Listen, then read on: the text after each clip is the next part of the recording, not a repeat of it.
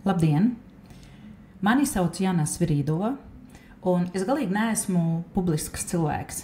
Līdz ar to šis podcasts priekš manis ir patiesībā ārkārtīgi liels izaicinājums, jo sākt publiski runāt par savu pieredzi uzņēmēju darbības vidē patiesībā nav viegli. Ja es kādreiz domāju, ka par to nevajag runāt, tad pēdējā laikā es esmu sajutusi ļoti lielu vēlmi par to sākt runāt. Pati es esmu jau 20 gadus nekustamā īpašumā nozares pārstāve, un pēdējos 10 gadus es kopā ar savu vīru vadu nekustamā īpašumā uzņēmumu, kurš nodarbojās ar investīcijām un nekustamā īpašumā pārvaldīšanu, un mūsu uzņēmums uz doto mirklī pārvaldā vairāk nekā 20 miljonus vērtu nekustamā īpašumā portfelī. Un šis podcasts principā jums palīdzēs sagatavoties biznesā pasaules džungļiem, izdzīvot un arī uzvarēt tajā. Tāpēc es plānoju šo podcastu ietvaros dalīties ar savu pieredzi, kā arī pievērst uzmanību kaut kādām likumdošanas nepilnībām vai arī vērst uzmanību uz tām pozitīvajām iezīmēm, kuras ir novērojams biznesa vidē Latvijā. Tāpēc, dāmas un kungi, šis ir biznesa modus ar Janu Svirīdovu.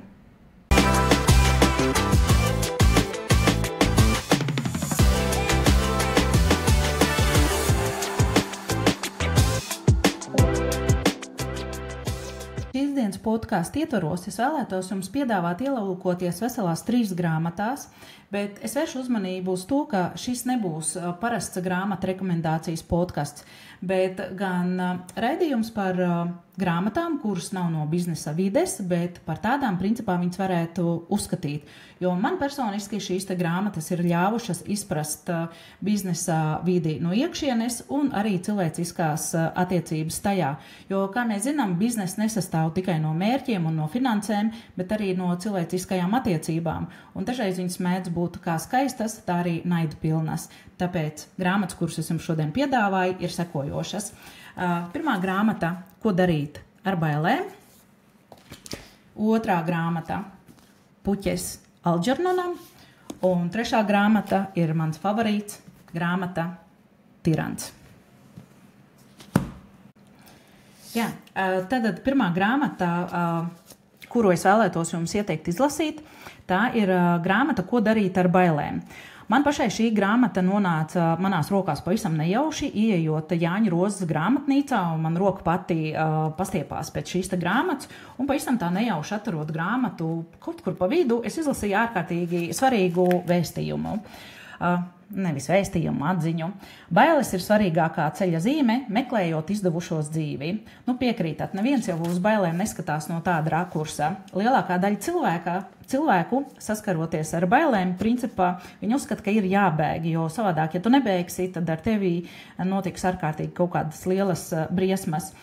Un kāpēc es iesaku šo grāmatu?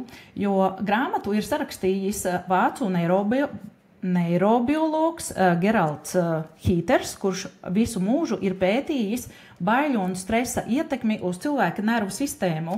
Un, ja parasti klasiskos variantos grāmatās var izlasīt par dažādām metodēm, kā cīnīties ar bailēm, tad šajā grāmatā pilnīgi nekā tam līdzīgi nav. Šajā grāmatā tiek skatīti tādi jautājumi, kāpēc vispār cilvēkam tiek dotas bailes, un kāds ir šis instruments, tās bailes. Un, ja jūs sapratīsiet, priekš kam ir vispār tās bailes, un ka bailes patiesībā ir viens no mūsu tādiem virzītāju spēkiem, īpaši biznesā, tad es teiktu, ka jūs būsiet ārkārtīgi lieli ieguvēji, ja jūs to sapratīsiet. Un šajā grāmatā ir ārkārtīgi interesanti aprakstīt šis baiļu instruments un cik labi viņi darbojās mūsu pašu labā. Ja mēs runājam par biznesa vidi, tad, protams, ka bailes, tā ir kā tāda labākā draudzene vai draugs, kurš tev vienmēr ir klāt, īpaši pie kaut kādiem jauniem izaicinājumiem, vai arī kaut kādiem jauniem nospraustiem mērķiem. Un tikai no tevis paši ir atkarīgs, vai tu spēsi tikt galā ar šīm te bailēm un virzīties tālāk dzīvē.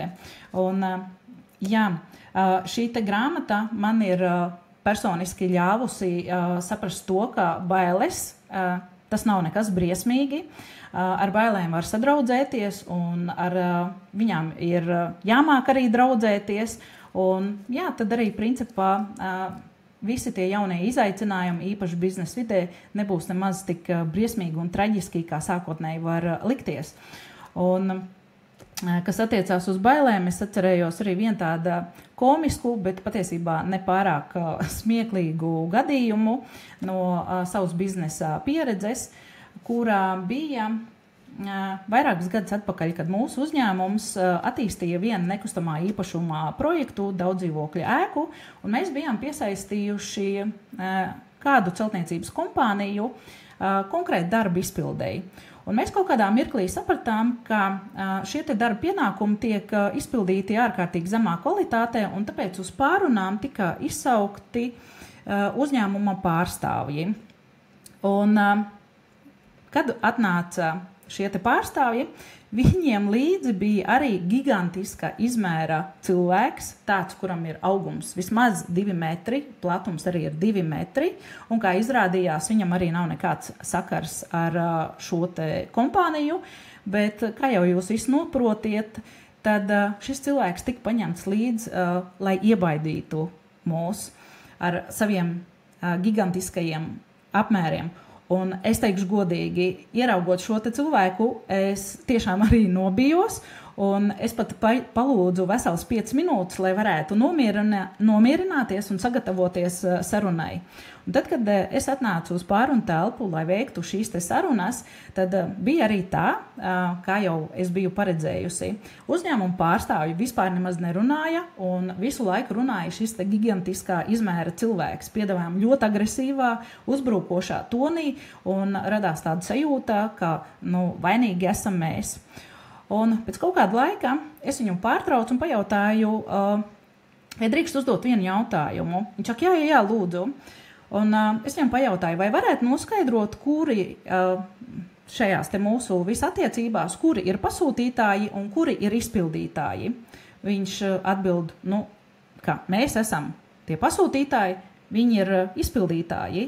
Un tad es vienkārši uzdevu jautājumu, kāpēc viņi ar mums runā tā, it kā mēs būtu izpildītāji, viņi būtu pasūtītāji, un mēs to savu darbu būtu izdarījuši tik slikti, ka sliktāk vairs nav iespējams. Un ārkārtīgi liels bija mans pārsteigums, kad šis te gigantiskā izmēra cilvēks beidzot pārstāja runāt. Viņš sēdēja pie galda ar noliektu galvu, viņam vairāk nebija ko teikt, un tikai tajā mirklī arī sākās kaut kāda konstruktīva problēma risināšana ar patiesajiem uzņēmuma īpašniekiem. Tāda ir mana pieredze ar bailēm. Bet, kā jau es teicu, bailes principā ar bailēm mēs saskaramies biznesa vidē regulāri un negluži ikdienā, bet bieži. Otra grāmata, kuru es vēlos jums piedāvāt izlasīt, tā ir grāmata Puķes Alģernonam, kuru ir sarakstījis amerikāņu rakstnieks Daniels Kīs. Šo grāmatu es izlasīju, pat izvēlējos tikai tāpēc ka man kaut kādā mirklī sagribējās izlasīt ļoti labvērtīgu grāmatu, un es sāku meklēt atsauksmes. Un šajai grāmatai, es gan atzīšos, ka es viņu lasīju audio versijā krievu valodā, un šai grāmatai bija vesels 20,000 atsauksmes. Un izlasot pirmās 100 atsauksmes, es sapratu, ka šī grāmata noteikti ir jāizlasa. Un par ko tad ir šī grāmata? Šī grāmatā ir par kādu jaunieti vārdā Čārliju, kurš ir ar tādu ļoti zemu intelektu. Un viņš dzīvo kaut kādā savā ilūziju pasaulē par to, ka viss ir izdevies, ka viņam cilvēki apkārt ir ļoti labi, pret viņu ļoti labi izturās, bet kaut kādā mirklī viņam vietējie zinātnieki piedāvā eksperimentālos nolūkos izdarīt ķirurģisku operāciju, ar kuras palīdzību viņi cerēja attīstīt viņa prāta spējas, jo šāda te operācija tika veikta arī uz peli vārdā Alģernons, kam par godu ir arī šis te grāmatas nosaukums, un tie rezultāti tiešām bija iespaidīgi. Šeit gan es jums uztaisīšu pavisam tādu nelielu atkāpi un pateikšu tikai to, ka Pele nav nejaušs personāžs šajā grāmatā, jo tāpēc, ka sen jau zinātnieki ir pierādījuši, ka Peles bioritmi, intelekts un uzvedība ir ārkārtīgi līdzīgi cilvēkiem. Tāpēc Peles tiek izmantotas eksperimentālos nolūkos, lai ņemtu un pētītu cilvēku uzvedības modeļus dažādās dzīves situācijās. Un tiek ņemts Peles dēļ tā iemeslā, ka cilvēku dzīves mūžs ir ļoti garš, bet Peles dzīves mūžs ir ļoti īsts, tur ap 2 gadiem, un šajos 2 gados tās Peles izdzīvo tādu pašu principā dzīves ciklu kā cilvēks. Tātad atgriežamies atpakaļ pie mūsu Čārlija. Čārlijam tiek veikta operācija, un viņš sāk ļoti daudz lasīt un mācīties, un kaut kādā mirklī viņa intelekts tik ārkārtīgi spēja sāk attīstīties, ka tie paši zinātnieki, kuri viņam ir veikuši šo te operāciju, viņi nav spējīgi pat atbildēt uz ļoti daudziem jautājumiem, kurus ir uzdevis šis te Čārlijs, jo viņa intelekts vienkārši pārspēja vairums cilvēku intelektu. Kāpēc es uzskatu, ka šī grāmata ir jāizlasa? Grāmata patiesībā ir par to, kā mainās apkārtējo cilvēku uzvedība, kad mainās pats cilvēks. Konkrēti, Čārlijs sāk saskarties no savu līdzcilvēku puses ar atstumtību, jo kamēr viņš bija tāds neīpaši gudrs, par viņu varēja pasmieties, viņu varēja kaut kādā veidā par viņu arī varbūt paņergāties un visādi citādi apcelt, bet tad, kad viņa intelekts sāka augt, tad līdzcilvēki vienkārši saprata, ka ar viņu vairs nav tik interesanti. Un vispār jau nevienam jau tie gudrie cilvēki arī nepatīk. Un jā, šo te stāstu var vilkt tādās līdzīgās paralēlēs ar biznesa vidi. Ja mēs runājam konkrēti par, pieņemsim mani, par manu pieredzi, tad tie, kas skatījās pirmo podcastu, varbūt arī atcerās, ka tad, kad mēs 10 gadus atpakaļ atvērām savu uzņēmumu, mums no iepriekšējā uzņēmuma līdz atnāca vairāki darbinieki. Un jā, šie te darbinieki, izņemot vienu kolēģi, ir pametuši mūsu uzņēmumu, un tas notika jau pat pirmajos uzņēmuma darbības gados. Kāpēc? Tāpēc, kad pirmām kārtām iepriekšējā uzņēmumā mēs bijām vienādās pozīcijās. Atverot mūsu uzņēmumu, šī situācija mainījās.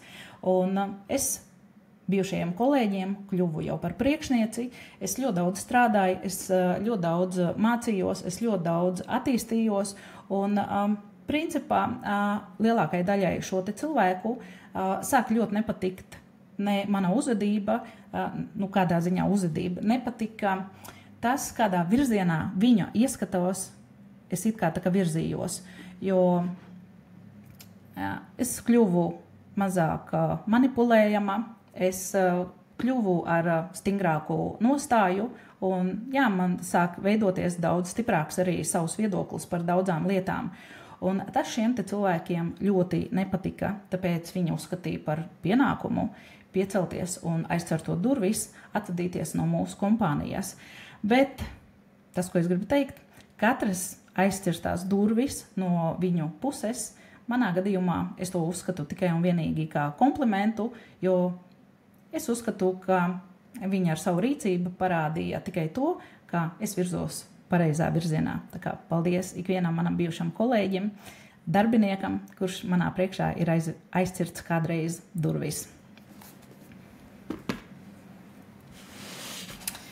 Nākamā grāmata ir mans favorīts. Un favorīts nevis tāpēc, ka viņa ir kaut kāda baigi jautrā, aizraujošā grāmata. Šī grāmata patiesībā ir ļoti smaga, ar ļoti tādu interesantu, aizraujošu stāstu. Šo grāmatu ir sarakstījis Arčibalds Kronins, un grāmata ir sarakstīta apmēram 100 gadus atpakaļ, bet tas nav nekādīgi ietekmējis šīs te grāmatas nozīmību arī mūsdienās. Un par ko tad ir grāmata? Grāmata ir par kādu uzņēmēju vārdā Brodijs, kurš bija nelielā pilsētiņā atvēris cepuru veikalu. Un šis te Brodija kungs bija tik ārkārtīgi iedomīgs, uzpūtīgs, augstprātīgs un tiranisks, ka principā viņš tiranizēja ne tikai visu savu ģimeni, bet arī visus pilsētas iedzīvotājus. Un viņš kaut kādā mirklī izlēma, ka ir nepieciešams pilsētas nomalē uzbūvēt sev māju, tādu lielu, skaistu, lai visi viņu turpinātu dievināt un apjūsmot. Problēma bija tikai tajā, ka mājas arhitektoniskais tas veidols bija tik ārkārtīgi dīvains, ka cilvēki nevis fanoja par to visu, bet patiesībā smējās. Un es jums izlasīšu vienu tādu pavisam nelielu rindkopu, kurš jums noraksturos to, kāds tad bija šis te Brodija kungs. Es sākšu no tās vietas, tur, kur viņš tā kā izlēma uzbūvēt šo te māju. Un tātad viņš bija lepns, ka bija to pabeidzis. Lepns, ka tam piederēja māja, pēc kādas tas sirds dziļumos vienmēr bija ilgojies. Un bez tam viņam bija taisnība. Atklāt jau neviens nesmējās. Kādu vakaru viņš drīz pēc mājas beigšanas Krosa laukumā kāds no piedzērušiem dīgdieņiem, kas tur slaistījās, pienāca klāt un uzrunāja Brodiju. Labvakar, Brodija kungs!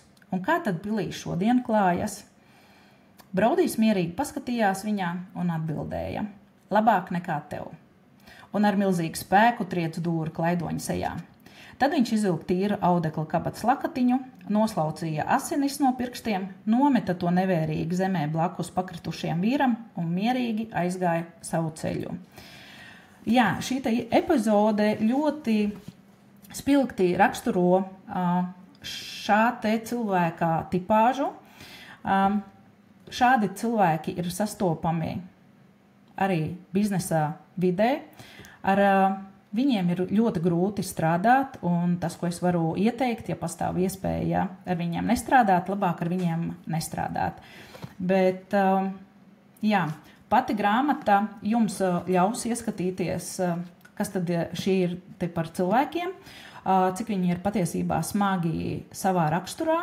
Un, jā, es garantēju to, ka jūs nevarēsiet atrauties no šīs te grāmatas, jo es personiski, kad šo te grāmatu iegādājos, tas bija apmēram 10 gadus atpakaļ, es 3 dienas pēc kārtas gāju gulēt ar šo grāmatu rokās un arī cēlos ar šo grāmatu rokās.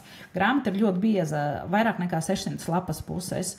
Un, jā, kamēr es viņu neizlasīju, es principā neķēros pat saviem darba pienākumiem klāt, jo šeit tādas epizodes, kuras es jums jau tikko nolasīju, ir vismaz 150 vai vēl vairāk, un katrs nākamais notikums tev ierauj tādā kaut kādā interesantā, aizraujošā, nebeidzamā virpulī, kur tev visu laiku uzdodās jautājums, kas tad būs tālāk, un tu visu laiku gribi uzzināt, ar ko tad beidzot tas stāsts beigsies. Ar ko viņš beidzās, es jums nestāstīšu, lai jums neatņemtu prieku, ja nu gadījumā jums radīsies interese ņemt un viņu izlasīt. Tas, ko es vēl vienīgais vēlos jums tā kā piebilst, grāmata ir veseli 2 nosaukumi. Viens nosaukums ir Tirants, otrs grāmatas nosaukums ir Cepurnieku pils. Arī krievu valodā nosaukums ir pavisam atšķirīgs, tur bija Brodija pils. Jā, un angļu valodā arī ir nosaukums Cepurnieku pils. Jā, laikam pareizi es atcerējos. Tā kā meklējiet, grāmata ir salīdzinoši reta, jūs viņu nemaz tik viegli neatradīsiet, bet viņu noteikti viennozīmīgi ir ikvienam biznesā atrodošam cilvēkam jāatrodās, jo, kā jau es teicu, ar šādiem cilvēkiem jūs agri vai vēl viennozīmīgi sastapsieties. Un ja jūs zināsiet, kas tas ir par cilvēku, jūs ļoti ātri atkodīsiet šo te tipāžu un jūs zināsiet, ko darīt tālāk. Veikt sadarbību vai ilgtermiņa attiecības vai neveikt. Un, ja mēs runājam arī par manu personisko pieredzi un šādiem te cilvēkiem, jā, mēs arī neteiksim, ka ļoti bieži, bet salīdzinoši regulāri sastopamies ar šādiem te tipāžiem. Un es pat arī varu izstāstīt vienu konkrētu gadījumu ar manu bijušo darbinieci uzņēmuma pirmsākumos, kurā sāk pie mums strādāt. Un, teiksim tā, tas viņas raksturojums ir ārkārtīgi līdzīgs šim te Brodī kungam. Kā tad tas izpaudās?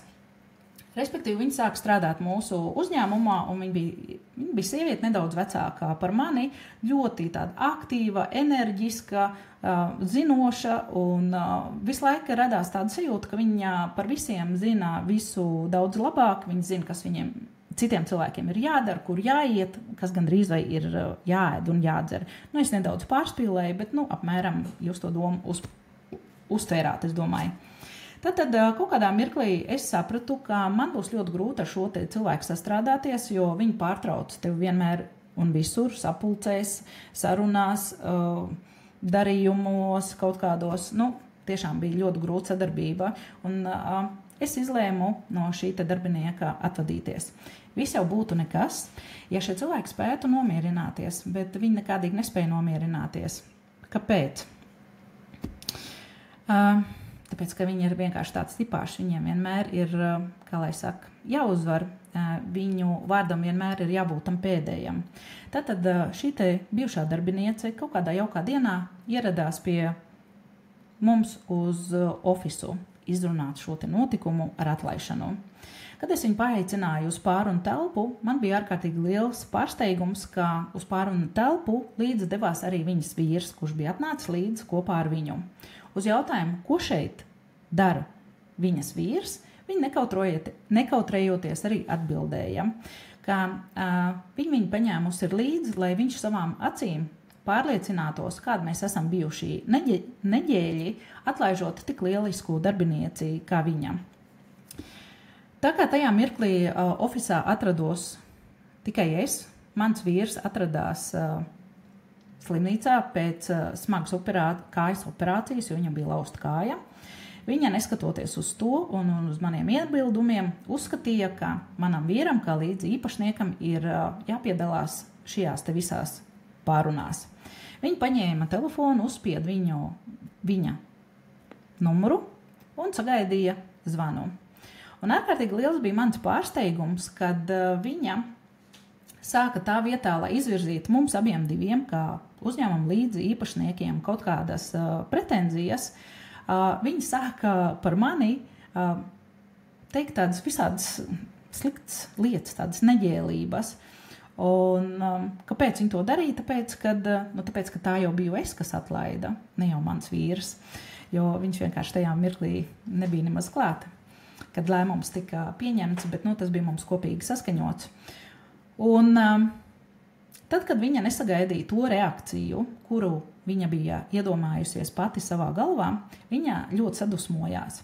Un tajā mirklī es izlēmu, ka saruna ir izsmēlusi jau šo te savu limitu. Es piecēlos kājās tādā ziņā, lai dotu ziņu, ka saruna ir beigusies. Vēl lielāks bija mans pārsteigums, kad viņa nevis piecēlās, bet pielēca kājās un ar pirkstu man centās norādīt, kur ir mana vieta. Viņa teica, tu tagad sēdēsies, apsēdīsies un klausīsies, ko es tev saku.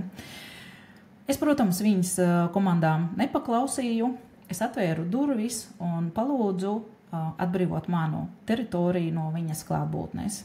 Viņa, protams, vēl joprojām nespēja nomierināties un tikai pēc kaut kādām dažām minūtēm viņas vīrs, kad viņu nedaudz nomierināja, viņām bija piecēlās un klusējot izgāja ārā no ofisa. Tā iziešana līdzinājās kaut kādai bēru izvadīšanai, jo bija tāds vaiprātīgs klusums ofisā. Tur arī, protams, atradās mani citi darbinieki un visi bija ļoti šokēti par šo te situāciju. Un, tas klusums saglabājās vēl īstenībā diezgan ilgu laiku, līdz kamēr cilvēki sāk atgūt valodu un jautāt, kas vispār notikās. Kāpēc es stāstu šo te gadījumu, tāpēc, ka, jā, kā jau es teicu, ar šādiem cilvēkiem saskaramies ne tikai mēs, bet ik viens uzņēmējs, un tāpēc es iesaku izlasīt grāmatu, lai jūs saprastu, kas tie tādi ir par cilvēkiem. Tas jums ļaus daudz konstruktīvāk un ātrāk reaģēt uz šādu cilvēku izgājieniem. Tātad es ceru, ka jums visiem šīs 3 grāmatas ļoti noderēs. Man personiski viņas ir devušas ārkārtīgu tādu lielu un padziļinātu izpratni par svarīgiem procesiem, gan par pašu biznesu, gan arī par cilvēciskajām attiecībām.